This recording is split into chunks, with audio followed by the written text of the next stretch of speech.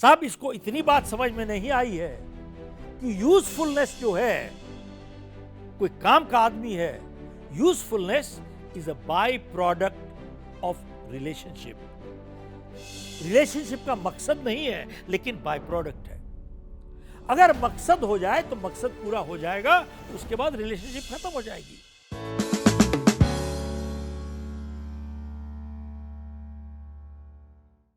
देखिए, जब हम रिश्तों की बात करते हैं, रिश्ते होते हैं पर्सनली, प्रोफेशनली एंड सोशली। मैं कई जगह पे इंटरनेशनली बिजनेस स्कूल्स में, एमबीए स्कूल्स में जाके एड्रेस करता हूं, तो आज तक वहां पे सिखाते हैं कि भैया आप नेटवर्क करना सीखो। Network, join the Rotaries, Lions को ज्वाइन करो, चैम्बर को ज्वाइन करो, चैम्बर ऑफ कॉमर्स को ज्वाइन करो एंड नेटवर्क करना सीखो। तो ये देखते हैं कि साहब नेटवर्क कर रहे हैं, तो इनसे पूछो कि भैया क्या कर रहे हो आप? बोले मैं कांटेक्ट बना रहा हूं। कांटेक्ट? अरे कांटेक्ट क्यों बना रहे हो भाई? क्या कल को काम आएगा। काम का आदमी है, बना के रखो। पैसे वाला है, पॉलिटिशियन है, गुंडा है, बदमाश है, आईएएस है, आईपीएस है, अरे कुछ है, कभी ना कभी काम आएगा। काम खत्म हुआ, दोस्ती खत्म हो गई। सब इनको खाली यही सिखाते हैं कांटेक्ट बनाओ। इनको ये नहीं सिखाते कि कांटेक्ट बनाने में और रिश्ते बनाने में बहुत फर्क होता है। हमारा दफ्तर है एक सिंगापुर में। एक दिन मैं डिनर से वापस आया तो लॉबी में मेरे को एक सज्जन मिले, मेरे से पूछते हैं कि आप डिनर से आए हो? मैंने कहा साहब। बोले आप कुछ लोगों को मिले हो आज शाम को? मैंने कहा साहब मिला हूं। तो मेरे को कहता है कि मैं उम्मीद करता हूं कि जो आप जिन लोगों को मिले हो शायद आपके काम आ सकें, आगे के लिए आपके काम आ सकें। देखिए, मेरे को सुन के ये बात बहुत तकलीफ हुई कि इस आदमी का मिलना दूसरों से एक ही मकसद है कि वो दूसरे आपको काम आ सकें। एक सिर्फ स्वार्थ छुपा हुआ है। ऐसे लोग मच्छर जैसे होते हैं, सिर्फ खून चूसना जानते हैं, ये कुछ देना नहीं जानते। इनके साथ कभी रिश्ते नहीं बन सकते। दे आर ओनली टेकर, सिर्फ लेने वाले हैं, जिंदगी में देना सीखा नहीं इन्होंने।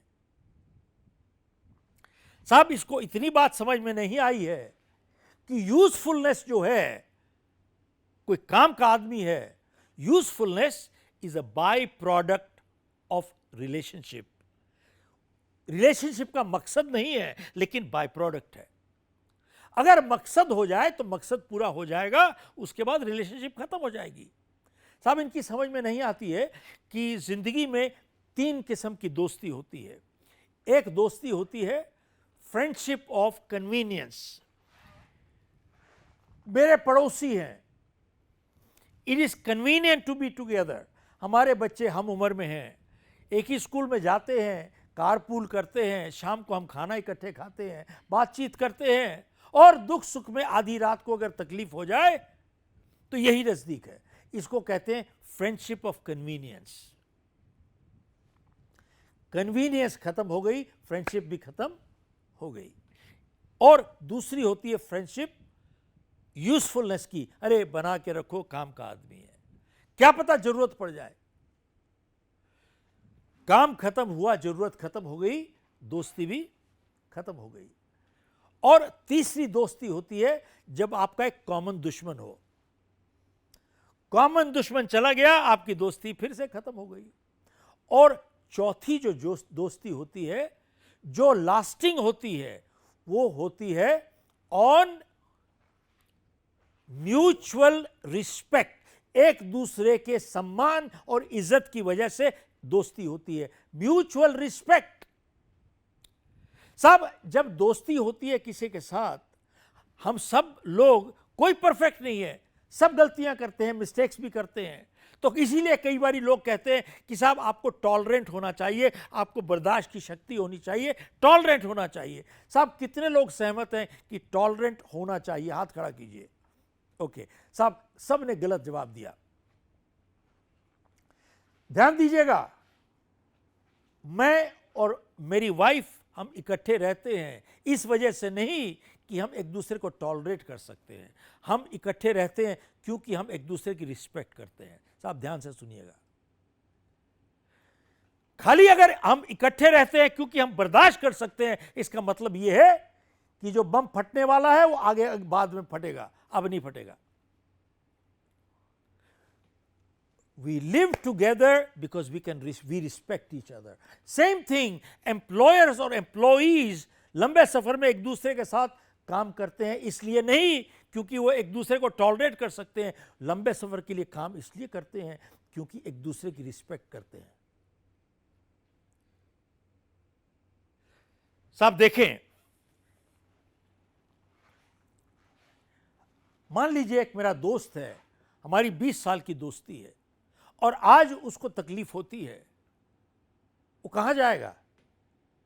लाजमी है, नेचुरल, कि जो 20 साल पुराना दोस्त है उसी के पास आएगा। क्या आज रात को नए दोस्त बना सकता है? Answer is no. अब क्या मेरा फर्ज है उसकी हेल्प करना? आंसर इज यस, मेरा फर्ज है और मैं हेल्प करता हूं। क्या मैं एहसान कर रहा हूं? Answer is no. और नहीं हेल्प करता तो क्या मैं अपनी दोस्ती निभा रहा हूं? Answer is no. मदद करना एक फर्ज है, एक कर्तव्य है, एक ड्यूटी है, मकसद नहीं है। अगर मकसद होता तो मकसद पूरा हो जाए तो दोस्ती भी खत्म हो जाए। Remember, helping each other is a duty, not a purpose. इसलिए it is incidental to friendship, always incidental. हां, मेरा फर्ज है उसको मदद करना, अनलेस वो एक ड्रग डीलर बन जाता है। मान लीजिए वो ड्रग डीलर बन जाता है और मेरी मदद मांगने के लिए आता है, अब मैं उसको मदद नहीं करूंगा। साहब